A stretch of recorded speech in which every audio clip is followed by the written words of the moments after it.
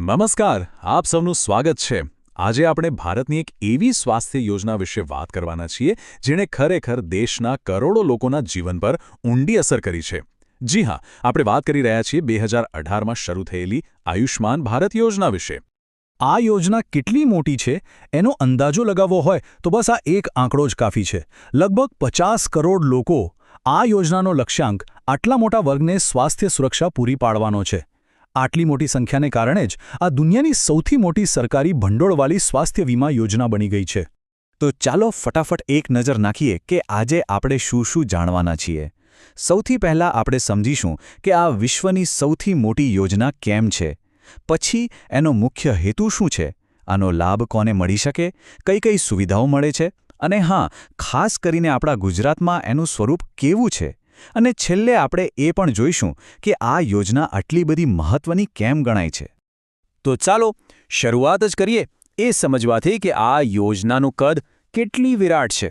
જુઓ, આ માત્ર ભારતની કોઈ એક સરકારી યોજના નથી, પણ આખા વિશ્વના આરોગ્ય ક્ષેત્રે લેવાયેલું એક બહુ જ મોટું અને સાહસિક પગલું છે। આ યોજનાનું સત્તાવાર નામ છે આયુષ્માન ભારત પ્રધાનમંત્રી જન આરોગ્ય યોજના, જેને ટૂંકમાં ABPMJY કહેવાય છે। એ 2018માં શરૂ થઈ હતી, અને હા, એને મોદી કેર તરીકે પણ લોકો ઓળખે છે, એ તો આપણે સૌ જાણીએ છીએ। તો સવાલ એ થાય કે પેલો 50 કરોડનો મોટો આંકડો આવ્યો ક્યાંથી? તો એ આ રીતે। યોજનાનો મુખ્ય હેતુ ભારતના 10 કરોડ સૌથી વધુ જરૂરિયાતમંદ અને આર્થિક રીતે નબળા પરિવારોને સ્વાસ્થ્ય સુરક્ષા આપવાનો છે। અને જો આપણે એક પરિવારમાં સરેરાશ 5 સભ્યો ગણીએ તો સીધા 50 કરોડ નાગરિકો આ યોજનાના દાયરામાં આવી જાય છે। હવે વાત કરીએ યોજનાના સૌથી મુખ્ય ઉદ્દેશ્યની, એના હૃદયની। આ યોજનાનો મૂળ વિચાર શું છે? તો એ છે કે દેશના કોઈ પણ ગરીબ પરિવાર પર જો અચાનક કોઈ ગંભીર બીમારી આવી પડે તો એના ઇલાજના આર્થિક બોજ હેઠળ એ પરિવાર ભાંગી ન પડે। એમને એક મજબૂત આર્થિક સુરક્ષા કવચ આપવું એ જ આનું મુખ્ય ઉદ્દેશ્ય છે। અને આ રહ્યો એ સુરક્ષા કવચ, આ યોજનાનો સૌથી મોટો અને સૌથી અગત્યનો ફાયદો। દરેક પાત્ર પરિવારને દર વર્ષે 5 લાખ રૂપિયા સુધીની સ્વાસ્થ્ય વીમા સુરક્ષા। આ રકમ કોઈ નાની સૂની નથી। ગંભીર બીમારીઓનો મોંઘોદાટ ખર્ચ ઉઠાવવા માટે આ એક બહુ મોટો સહારો છે। સારું, તો આ 5 લાખના કવરેજમાં શું શું આવી જાય? કેન્સર અને હૃદયરોગ જેવી ગંભીર બીમારીઓ તો ખરી જ, પણ એ સિવાય પણ 1350થી પણ વધારે બીમારીઓની સારવાર આમાં સામેલ છે। અને સૌથી સારી વાત એ છે કે આ સારવાર તમે યોજના સાથે જોડાયેલી કોઈ પણ સરકારી કે પ્રાઇવેટ હોસ્પિટલમાં કરાવી શકો છો।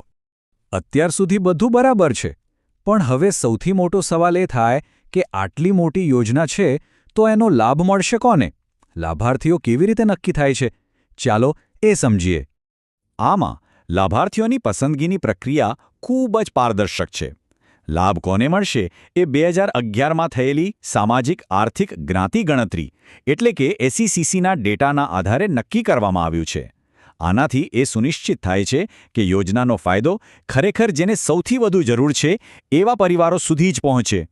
હવે ચાલો આ યોજનાની કેટલીક એવી ખાસિયતો પર નજર કરીએ જે એને ખાલી એક યોજના નહીં પણ એક ક્રાંતિ બનાવે છે। આ એ સુવિધાઓ છે જે લાભાર્થીઓ માટે આખી પ્રક્રિયાને ખૂબ જ સરળ બનાવી દે છે।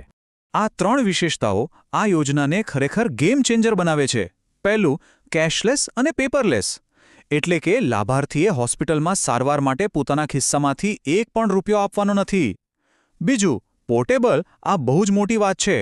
આનો મતલબ એ કે લાભાર્થી ભારતના કોઈપણ ખૂણામાં, કોઈપણ રાજ્યમાં યોજના સાથે જોડાયેલી હોસ્પિટલમાં સારવાર લઈ શકે છે।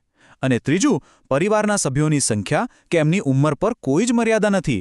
પરિવાર ગમે તેટલો મોટો હોય, બધાને લાભ મળે। આ યોજના માત્ર હોસ્પિટલમાં દાખલ થવાના ખર્ચની વાત નથી કરતી, એ સારવારની આખી પ્રક્રિયાને આવરી લે છે।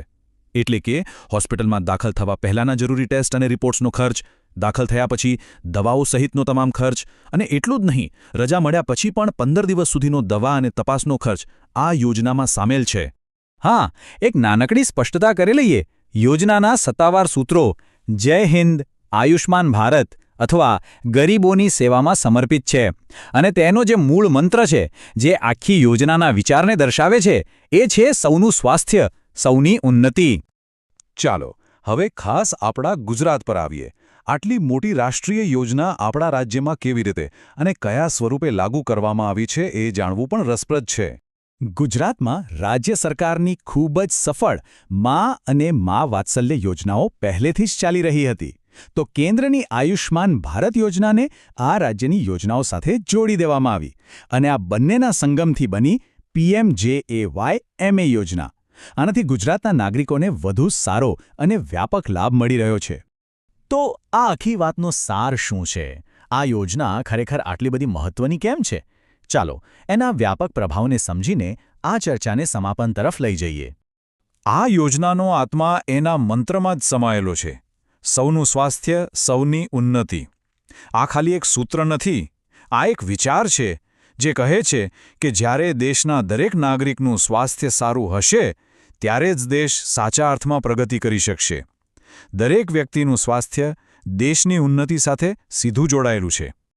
તો આજે આપણે આયુષ્માન ભારત યોજનાની લગભગ બધી જ મુખ્ય વાતો જાણી.